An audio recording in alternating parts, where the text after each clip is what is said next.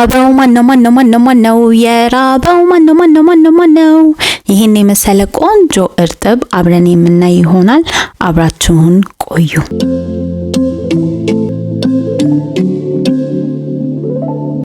ሃይ የሚያስፈልጉን ነገሮች ዳቦ፣ የማንኛውም ዳቦ መሆን ይችላል። እንዲሁም አራት ፍሬ ድንች ነው የተጠቀምኩት። አንድ ፍሬ ሽንኩርት፣ ነጭ ሽንኩርት፣ ዝንጅብልና ቃሪያ ናቸው። እንዲሁም ቴስቲ ሶያ አኩሪ አተር ወይንም አኩሪ አተር ነው። በመጀመሪያ መጥበሻችንን ጥደን ዘይታችንን እንጨምርና መጥበሻችንን የምናግል ይሆናል። መጥበሻችን በደንብ እሳት እንዲኖረው በደንብ እናግለዋለን። እሱ እስከሚግልልን ድረስ ድንቻችንን በዚህ ባለ መልኩ ላጥን እና አሁን ድንቼን የምከትፈው በክብ ስላይስ አድርጌ ነው የተጠቀምኩት።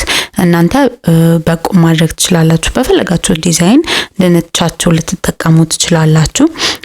ከእንደገና ደግሞ እኔ እርጥብ ስሰራ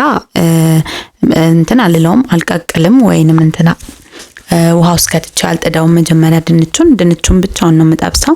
እንደዛ አድርጋችሁ ሞክሩት እና በጣም ቆንጆ የሆነ ቴስት ነው የሚኖረው ድንቻችን ማለት ነው። ስለዚህ ያው መጥበሻችን ግሎልን ድንቻችንን ጨመርን። እዚህ ጋር ከላዩ ላይ ሮዝመሪን አድርጌበታለሁ፣ ድንቼ የሮዝመሪን ቴስት እንዲኖረው ማለት ነው።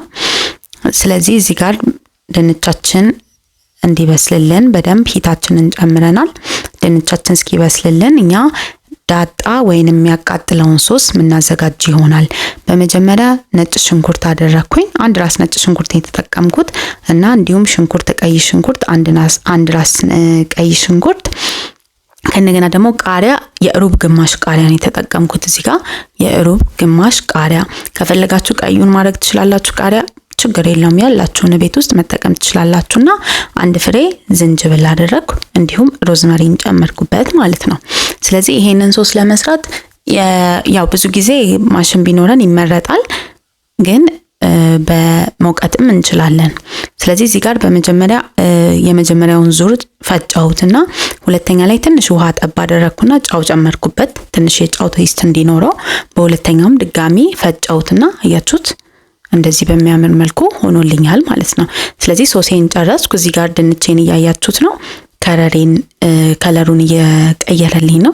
ቆንጆ አድርጎ ሆኖ እየተጠበሰ ነው። ድንቹን በምንጠብስበት ጊዜ ብዙም ጥሬ መሆን የለበትም፣ ብዙምም በጣም መድረቅ የለበትም።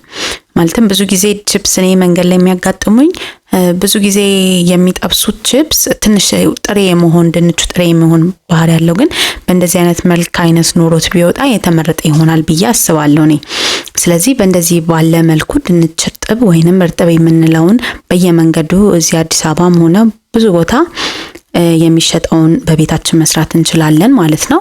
ያው ድንቻችን ስለደረሰልን አሁን ሶፍት አድርጌ በሶፍት ሳህኑ ላይ ዘይቱን እንዲመጥልኝ ማለት ነው ሳህን ላይ አደረኩኝ። በቀጣይ እዛው ባለው ዘይት ላይ ሶሴን ወይንም ዳጣዬን ከዘይት ጋር ጥብስ ማድረገው ይሆናል ማለት ነው። እንዲሁም በጣም ማቃጠል የምትፈልጉ አይነት ነገር ከሆነ እኔ ስለምወድ ሚጥሚጣ በላዩ ላይ ጨምሬበታለሁ። ሚጥሚጣ ስጨምርበት ያው የማቃጠል ሶሱ በጣም እየጨመረ ስለሚሄድ ማለት ነው። ስለዚህ ሚጥሚጣ አደረኩበት። እናንተ ሚጥሚጣን ብታረጉም እንደተመቻችሁ ማድረግ ትችላላችሁ። ትንሽ ኮረሪማ ጨምሬበታለሁ። እዚህ ጋር ኮረሪማ በትንሹ አድርጌ ጨምሬበታለሁ። ኮረሪማ ትንሽ የሆነ ጣፋጭ የሆነ ቴስት ስለሚሰጠን ማለት ነው። አያችሁት እዚህ ጋር በደንብ ቀስ እያለ ሂቱን እያገኘ ከዘይቱ ጋር ጥብስ እያለልን ነውና በቆንጆ ሁኔታ ብሏል፣ ደርሶልናል። ስለዚህ ዳቦአችንን የምናዘጋጅ ይሆናል። ዳቦአችንን እንዲህ ባለ መልኩ አድርገን እንቆርጠዋለን፣ መሃል ላይ ከፍለን ማለት ነው። ሁለቱንም ዳቦ እንዲህ ባለ መልኩ መሃል ላይ ከፍለን እንቆርጠውና ሶሳችን ስለደረሰልን በሳህን ላይ ገለበጥኩት ሶሴን ማለት ነው። ምክንያቱም የፈለኩት ሶሴን የገለበጥኩት ዳቦዬን ቶስት ማድረግ ስለፈለኩ ወይንም ትንሽ ደረቅ ወይንም ምንድነው የምንለው ሂት እንዲኖረው ስለፈለኩኝ ሞቃት እንዲሆን ማለት ነው። እንዲህ ባለ መልኩ ዳቦዬን ቶስት አደረኩኝ ማለት ነው። ወይንም ሂት ሰጠው። ታያችሁት እንዲህ ባለ መልኩ ሁለተኛውንም ሂት ከሰጠው በኋላ አወጣሁት። ከዛን መጥበሻዬን አጥቤ ተመለስኩ። ሶሴን በመጀመሪያ ጨመርኩኝ፣ ይሄም አኩራተሬን። ከአኩራተሬ ወደ ላይ ደግሞ ዳጣዬን ጨመርኩኝ፣ ወይንም የሚያቃጥል ሶስ የሰራነውን ዳጣዬን በላዩ ላይ ጨመርኩኝ። እንዲህ ባለ መልኩ በደንብ አድርጌ አታች እያደረኩት ነው፣ ወይንም እያማሰልኩት ነው በደንብ እንዲሰማ። ትንሽ አሁንም ስላነሰብኝ ለኔ ሚጥሚጣው ትንሽ ሚጥሚጣ ጨመርኩኝ። በደንብ ሲያቃጥል ነው ደስ የሚለው፣ ብዙዎቻችን ካወቅ ነው። ስለዚህ የጠበስነውን ድንች እዚህ ጋር ጨመርን ማለት ነው በስተመጨረሻ። አያችሁት? የግድ እዚህ ጋር በደንብ መታሸት አለበት። በሳህን አደረኩትና በደንብ ላይክ ድንቹ ውስጡ እንዲረስ ማለት ነው። እንዲህ ባለ መልኩ አያችሁ፣ ድንቹ በደንብ መራስ አለበት። ልክ ካስገባነው በኋላ አውጥተን ዳቦ ውስጥ መቅነት የለብንም። ምንድነው ያደረግነው? ከስልሱ ጋር በደንብ እንዲዋሃድ እንደ ጨጨብሳ እናሸዋለን። በቃ ባጭሩ እንደ ጨጨብሳ ቂጣውን ከእንትኑ ጋር እንዲዋሃድ እንደምናሸው እዚህ ጋር እናሸዋለን። አያችሁት? ይሄን የመሰለ ቆንጆ እርጥብ እዚህ ጋር አወጣን ማለት ነው። አያችሁት እንዴት እንደሚያምር ቆንጆ የሆነ እርጥብ አወጣን። እዚህ ጋር ሞክሩትና አስተያየታችሁን ስጡኝ። ስለተከታተላችሁኝ አመሰግናለሁ። ፕሊዝ ላይክ፣ ሰብስክራይብ፣ ሼር ማድረግ አይረሳ። ባይ